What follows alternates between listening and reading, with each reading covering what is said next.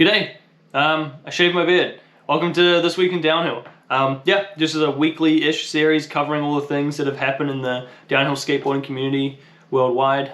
Everything I talk about I'll have a link to in the description below, so if you want to check out more about what I talked about, you can follow the link there to where I got the info that I'm sharing. If you think I missed something that you thought should have been shared, feel free to comment it below and other people can see it that way as well. And if you have something in the next week or so that you think is worth sharing, definitely feel free to reach out to me or tag me in it or send it to me or whatever, and I can share it for next week's video. Yeah, last week I was in Puerto Rico for the Pirate Downhill, so I actually didn't do TWID, so it's been 2 weeks. And for some reason a whole bunch of stuff has happened in the last 2 weeks, so I've got quite a few things to talk about. So yeah, let's jump right into it. Starting with skate videos, Skate or Don't posted a raw run of Scoot Mano skating, which, I don't know, like, it's not a huge deal, but at the same time, I feel like I haven't seen much of Scoot lately, so it was cool to see him skating. Obviously, if you don't know, Scoot Mano is kind of like one of the best freeriders in the world, maybe ever, but definitely at the moment, so it's always cool to see him skate. And yeah, Skate or Don't has been posting tons of stuff lately. I think there's actually 2 videos he's posted since that Scoot raw run. So yeah, go check out that video of Scoot and check out Skate or Don't on YouTube. Swedish Speeders is a reasonably new channel on YouTube. They only have a couple of videos, but they just posted an edit in the last week or so of their trip to Tenerife. And yeah, Tenerife seems to be like the spot in Europe at the moment. If you like gonna go to Europe, you go skate Tenerife as well. And yeah, this edit was really cool. I really enjoyed it. It was like a little bit different pace to what a lot of the edits out there are right now. It was predominantly like corner shots, so like a static sort of, the camera's on the tripod or something on the side of the road, rather than like, I feel like a lot of videos these days are all like follow film kind of hardcore. This was a lot more like, I don't know, spectator vibe, which was really enjoyable actually. So yeah, go show them some love, go check out their video of Tenerife. I really enjoyed it, so yeah, check that one out. Gotta shout out the boys back home. AMC's posted a couple of videos in the last couple of weeks. Yeah, those guys have been skating a bunch. It's summertime down in New Zealand right now, I guess end of summer now. So they've been skating a bunch and putting together edits on their channel. So yeah, go check out the Matakana Chunda video. I like that one a lot. That's a road I used to skate before I moved into the States. And go, when you watch that video, comment on it and just say, Reed, we need the AMC USA trip edit now. Those guys came to the States almost a year ago at this point, and he still hasn't posted like an edit. So just go harass Reed and tell him to make the USA edit. Thanks. Alrighty, moving over into events now. Ryder Hathaway is hosting the Porcupine Outlaw again this year. Last year we did it in August, and yeah, it was a great time, cool event. It was the first time hosting the event last year, and he's doing it again this year. So that's going to be on Sunday, May the 5th.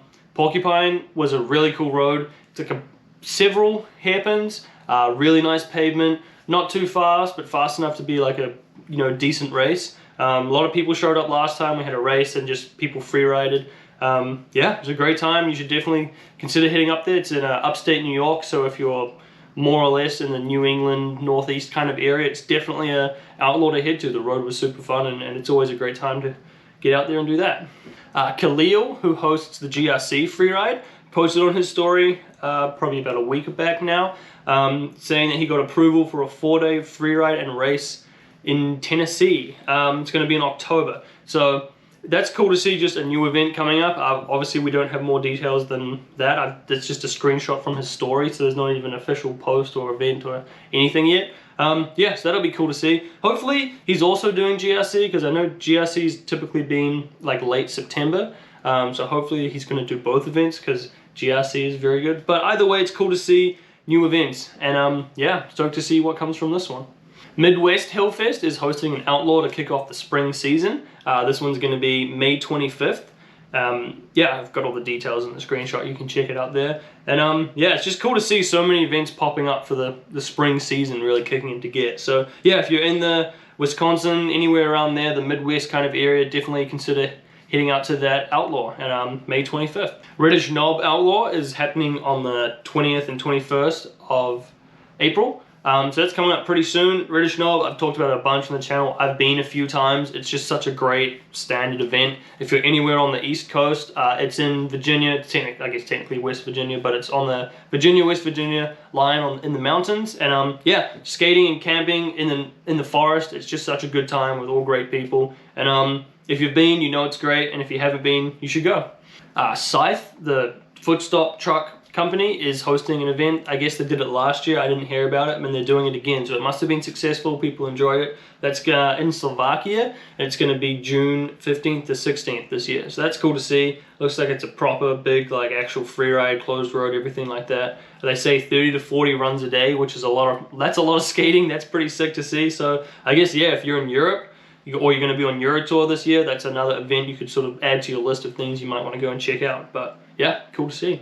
And Ohio Downhill Skate is kicking off their 2024 skate season with a Sweaty Palms freeride on April 6th. So that's coming up pretty soon as well. And yeah, just cool to see like all the spring events starting to pop up now. Sweaty Palms looks like a great time. Looks like it's just a fun, you know, good hill that's also beginner friendly. Just like a really community sort of vibed event, I guess you could say. I've seen a bunch of really cool things that they've done at the Sweaty Palm slide jams at previous years. So yeah, if you're anywhere near Cincinnati, Ohio, then definitely check out the Sweaty Palms freeride and slide jam. Okay, moving into community sort of related stories, I guess. WDSC posted that they have like made a deal with Caffeine TV, which I haven't heard of before, but apparently they have a lot of subscribers, where now their videos from their races are now being broadcast on that streaming platform, which is kind of cool. That's kind of what WDSC said their but like one of their goals is to be able to monetize skating to the point where they might even one day be able to pay races. So this is definitely a step in that direction. I know a lot of people, it's sort of controversial, people have different opinions on it. I think overall it's cool for the sport because the more money you have as far as racing goes, then money coming in means money going to the riders. So yeah, just a cool thing to see in that direction, that they're actually having some success in what their goal is. And hopefully we see more of this kind of stuff for them, as you know, everyone just wants more events, wants to grow the scene, and this is something that I think is going to grow the sport overall. So yeah, just cool to see more exposure for downhill skateboarding. The World Skate Games was last weekend in Philippines, and so I just figured I would share like the podiums or the, you know, placings of the skaters. So yeah, for the men's downhill skateboarding, it was Stefano Barbizzi. Second was Mark Escodaturo. Third was Adrian Painel. Fourth was Morgan Owen. So just cool. I figured I'd put the podiums up there. I have to shout out Elliot from New Zealand, got 10th. That's pretty sick to see. You know, a Kiwi is 10th in the world right now, so that's awesome to see. Shout out to Elliot. And in the women's, first was Lisa Peters. Second was Katarina Hill. Third was Alyssa Ma, also from New Zealand. Shout out to Alyssa. And fourth was Diane Hybert. Yeah, just cool to see. Like the skating looked pretty good. I guess one of the days it was pretty patchy and wet, so people were sort of switching between rain wheels and non-rain wheels, and it looked kind of technical. So yeah, I guess the 2024 season is in full swing now. I probably could have put this in events, but I figured it's kind of more community related. But in Nashville, the Disco Skaters, I guess is like the name of one of the Nashville scenes, is hosting a women's downhill skateboarding workshop. And yeah, that's going to be hosted by Julia and Marcella, who are team riders for Pantheon longboards. So yeah, really cool to see things like this. It's just like a slide jam session type thing, but it has the sort of idea and theme behind it of being a workshop, and especially for women to come out and skate. So yeah, just cool to see things like this. I figured I'd share it. These are the kind of things that are going to help grow the scene, help new skaters sort of get out there and just give it a go. They said that if you don't even have a setup, they're going to have loaner gear as far as like boards and helmets and gloves and just things to be able to give it a go and try it. I don't know the likelihood of anyone who's watching this to not know how to skate and happen to be in Nashville for this date, which is March 16th. But you never know. If someone sees this and they're like, hey, I want to try that skating thing, then there you go. That's a good place to do it. And at the very least, it's just cool to share and show that people are doing stuff like that, and maybe it inspires someone else to go out and do it as well. So yeah, just cool to see stuff like this, and that's why I figured I'd put it in the community section. So yeah, shout out to Julia and Marcella for going out and doing something like this. I'm sure it'll be a great time, and yeah, hopefully it helps out a lot with the Nashville scene. Alrighty, jumping over into skate company and gear related news. The first thing I was going to talk about was Rocket Longboards.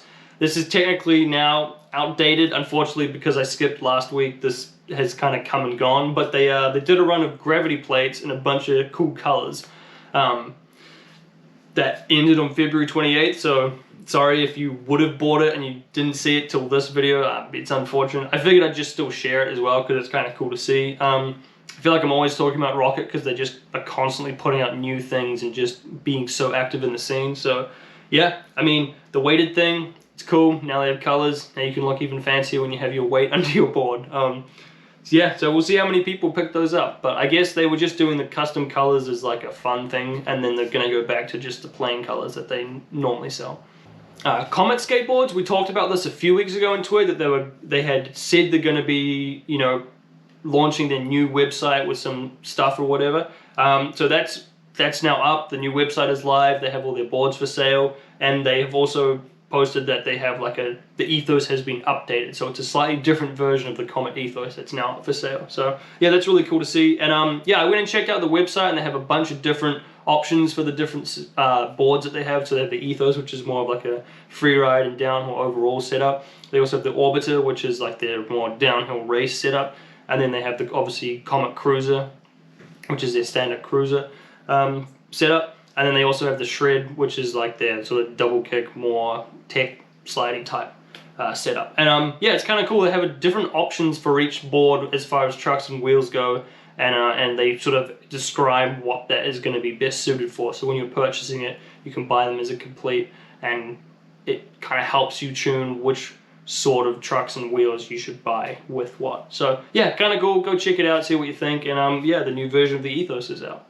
Paris Trucks have released a gold version of their trucks, not actual gold, just gold colored. Yeah, I guess this is kind of a throwback because I remember that the V2s had golds. I knew a couple of people with gold trucks. So these are now satin gold in the V3 Paris Trucks. They said they've limited it to a couple of thousand sets globally. So if you want to look cash money with your gold trucks, you can go buy the V3 Paris in gold right now. This is possibly like the most exciting news in downhill I've seen, maybe even since doing TWID. But Sector 9 posted that they're back, meaning like they have reacquired the company, that the original owners have reacquired the company. And so they didn't say exactly what this means, but it just means they're coming back with more of the sort of roots vibes of like skater owned and operated type deal. Anyone who's been skating for a long time will remember Sector 9. They were probably the biggest company when I got into skating, and they've been around for 25 years. Yeah, so if they get back into it and they get into the downhill division side of things again, they start producing wheels again. Sector 9 wheels were some of my favorite for freeriding. You know, Butterballs is probably like the classic freeride wheel that everyone knows.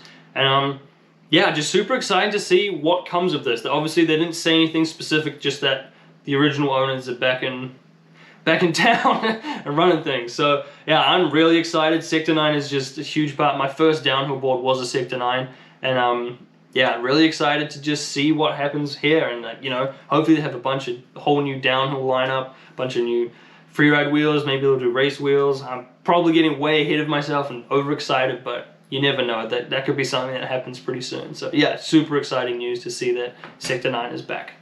And the last thing I want to quickly mention is that Rojas has made a post. I'm not sure if they made a post or sent out an email, but I saw it shared on Longboard Family by a member of that Facebook group. Basically saying they've had a bit of a, you know, rough time, whatever. They haven't done much since 2020, 2021 when they were releasing those Rojas 2020s, the really fancy, expensive precision trucks.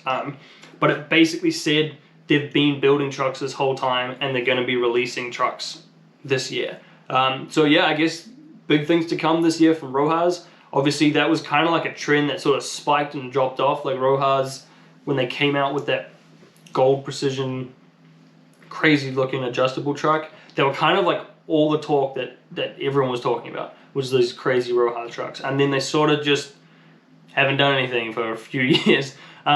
So yeah, it'll be interesting to see what they come out with. Is it just the same trucks at the same price, which is super expensive, or are they making their hybrids, which were the cast trucks and cheaper ones as well? I don't know. I guess we'll just have to stay tuned and see what comes from Rojas. But yeah, that was this week in downhill. I guess the past 2 weeks in downhill. Like I said at the beginning, everything I talked about will link to in the description below. If there was things you thought I should have mentioned that I missed, definitely chuck it in the comments. And yeah, if you see something the next week that you think I should share in next week's TWID, feel free to share it with me. Tag me in on Instagram, send it to me on Instagram, comment on the video saying, hey, I'm doing this. Helps a lot with putting together these videos. And yeah, it's super cool to see like this TWID I feel like is showing like all the stuff that's starting to happen this spring. Yeah, like this 2024 season is really kicking into gear now, so I'm getting really excited for it. And yeah, thanks for watching.